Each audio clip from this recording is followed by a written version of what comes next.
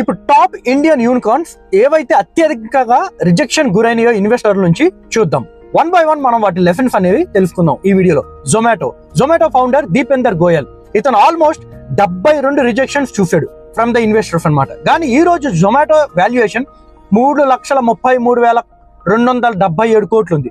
దీపేందర్ గోయల్ ఒకడే 16,000 కోట్ల అమౌంట్ తో ముందంజలో ఉన్నాడు.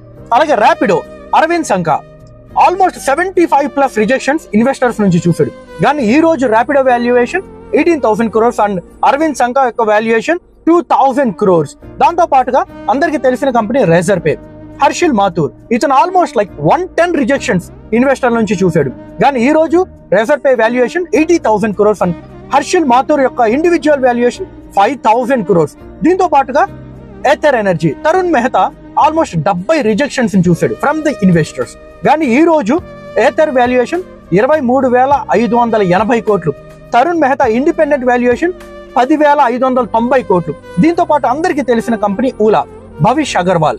సో ఇతను ఆల్మోస్ట్ 55 రిజెక్షన్స్ చూసాడు ఇన్వెస్టర్స్ నుంచి. బట్ ఈ రోజు ఊలా వాల్యుయేషన్ ఎంతో తెలుసా?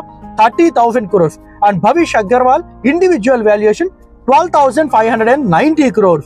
సో ఈ రోజు మీకు అర్థం కావాల్సింది ఏంటి అంటే, రిజెక్షన్స్ కి ఎప్పుడు భయపడకూడదు. రిజెక్షన్స్ ఎంత అత్యధికంగా వస్తే మీరు అన్ని లెసన్స్ నేర్చుకోవచ్చు.